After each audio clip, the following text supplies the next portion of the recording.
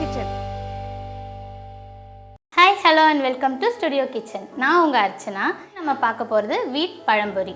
அதுக்கு தேவையான இன்க்ரீடியன்ஸ்லாம் பார்த்துடலாம். நேந்திரம் பழம், சர்க்கரை, அரிசி மாவு, சோடா உப்பு, கோதுமை மாவு, உப்பு, ஆயில். இப்போ வாங்க நம்ம வீட் பழம்பொரி எப்படி பண்ணுறதுன்னு பார்க்கலாம். ஃபஸ்ட்டு வந்துட்டு இதுக்கு எப்போவுமே பார்த்திங்கன்னா பழம்பொரி அப்படிங்கிறது வந்து ஒரு கேரளா ட்ரெடிஷ்னல் ஸ்நாக்ஸ் ரெசிபி இல்லையா? அது வந்து நீங்கள் நார்மலாக எல்லா பழத்துலேயும் பண்ணக்கூடாது. நேந்திரம் பழத்தில் பண்ணால் தான் உங்களுக்கு எக்ஸாக்டாக அந்த பழம்பொரி அந்த ஒரு டேஸ்ட் வந்து உங்களால் ஃபீல் பண்ண முடியும். அதனால் பழம்பொரிக்கு எப்போவுமே வந்து நேந்திரம் பழம் எடுத்துக்கோங்க. அதுவும் பார்த்திங்கன்னா ஹார்டாக காய் மாதிரி இருக்கக்கூடாது.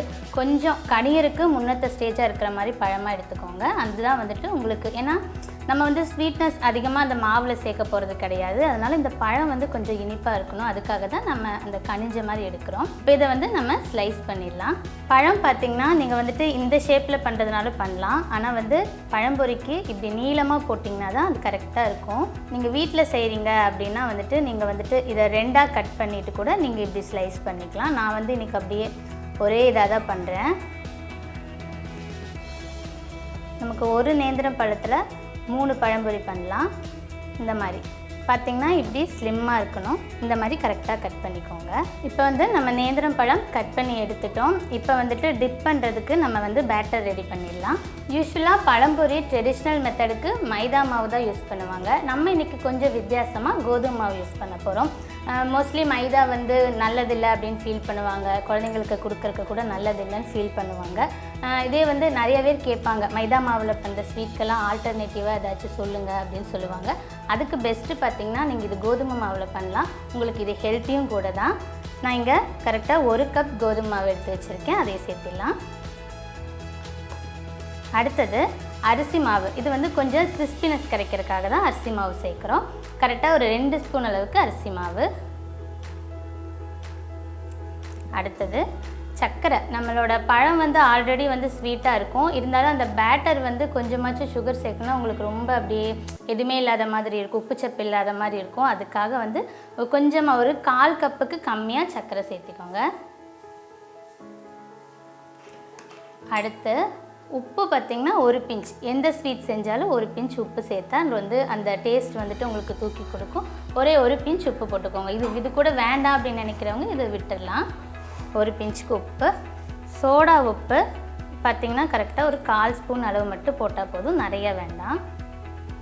இது வந்து நல்லா கொஞ்சம் உப்பி வர்றதுக்காகத்தான். ஒரு சில நீங்கள் சோடா உப்பு போடாமல் பண்ணுறதுல பார்த்திங்கன்னா அப்படியே அந்த பழத்தோடைய அந்த மாவு வந்து ஒட்டிக்கிடும். அது நல்லா இருக்காது. அதுக்காக சும்மா ஒரு 1/4 ஸ்பூன் அளவுக்கு சோடா உப்பு இதெல்லாம் சேர்த்து மிக்ஸ் பண்ணிடுங்க. இப்போ நம்ம தண்ணி ஊற்றி கொஞ்சம் கொஞ்சமாக கரெக்டாக வந்து நம்ம கோதுமை தோசையெல்லாம் கரைப்போம் பார்த்திங்களா, அந்த பதம் இருந்தால் போதும்.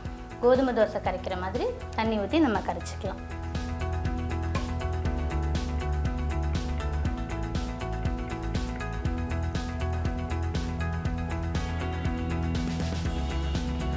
என்னடா மைதா மாவு விட்டுட்டு கோதுமையில் பண்ணுறோமே எப்படி இருக்கும், அந்த கோதுமையோட இது தெரியுமா அப்படிலாம் நினைக்காதீங்க. உங்களுக்கு வந்து ஹெல்தி, ஆனால் வந்து ரொம்ப அந்த மைதா மாவில் பண்ணுற பழம்பொரிக்கும் இதுக்கும் அவ்வளோ ஒன்றும் உங்களுக்கு வித்தியாசம் தெரியாது. சூப்பராக இருக்கும். இப்போ மைதா மாவு கூட நமக்கு வீட்டில் இருக்காது. ஆனால் கோதுமை மாவு அடிக்கடி சப்பாத்தி பண்ணுறதுலாம் வீட்லேயே வச்சுருப்போம். அதனால் ஈஸியாக குழந்தைங்க ஸ்நாக்ஸ்ன்னு கேட்டாங்கன்னா எடுத்து டக்குன்னு செஞ்சிடலாம். இப்போ நம்ம சுகர் வந்து உள்ளே சேர்த்து பிசைறனால உங்களுக்கு கொஞ்சம் லூஸான கன்சிஸ்டன்சி மாதிரி தெரியும் கையில். அதனால் வந்து தண்ணி பார்த்து சேர்த்திக்கோங்க. முதல்லையே மொத்தமாக சேர்த்திடாதீங்க. கொஞ்சம் கொஞ்சமாக அப்படியே சேர்த்து மிக்ஸ் பண்ணி பாருங்கள்.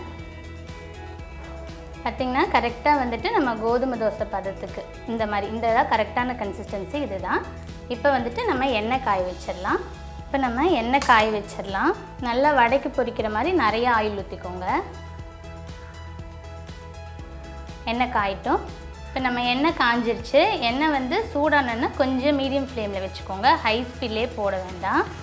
இப்போ வந்து நம்ம கட் பண்ணி வச்சுருக்க நேந்திரம் பழத்தை டிப் பண்ணி நம்ம அதில் சேர்த்திடலாம்.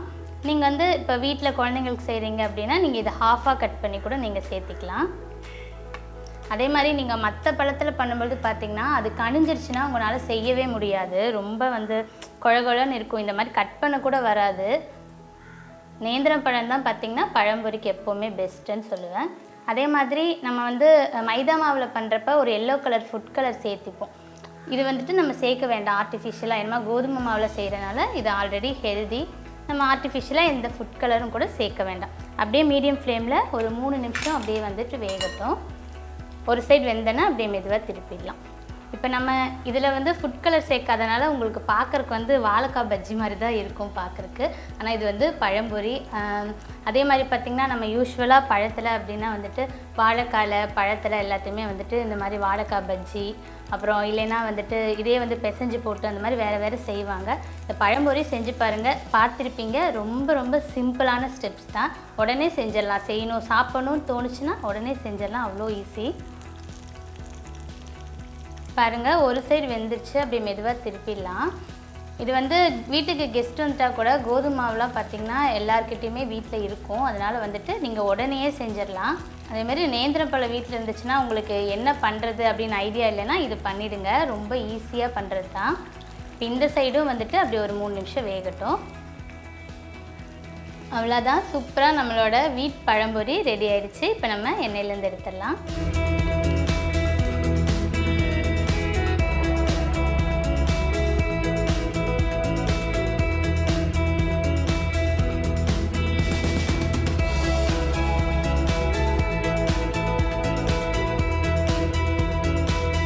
ஹெல்தி அண்ட் டேஸ்டியான வீட் பழம்பொரி ரெடி ஆயிடுச்சு. இதே மாதிரி நீங்களும் ட்ரை பண்ணி பாருங்கள்.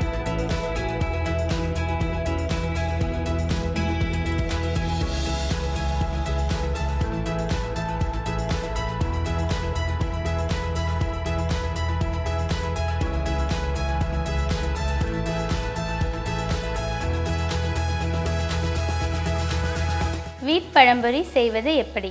நேந்திரம் பழத்தை ஸ்லைஸாக கட் பண்ணி எடுத்துக்கோங்க. ஒரு மிக்சிங் பவுலில் கோதுமை மாவு, அரிசி மாவு, சர்க்கரை, சோடா உப்பு சேர்த்து தண்ணி சேர்த்து தோசை மாவு பதத்துக்கு கலந்து எடுத்துக்கணும். அதுக்கப்புறம் கட் பண்ணி வச்சுருக்க நேந்திர பழத்தை டிப் பண்ணி எண்ணெயில் மிதமான சூட்டில் 3 நிமிஷம் பொரித்து எடுத்தால் சுவையான வீட் பழம்பொரி ரெடி. என்ன வியூவர்ஸ், இன்றைக்கி நம்ம பார்த்த ரெசிபியும் உங்களுக்கு கண்டிப்பாக பிடிச்சிருக்குன்னு நினைக்கிறேன். இதே மாதிரி இன்ட்ரெஸ்டிங்கான ரெசிபியோட அடுத்த எபிசோடில் உங்களை மீட் பண்ணுறேன். அது வரைக்கும் உங்களிடமிருந்து விடைபெறுவது அர்ச்சனா. பை.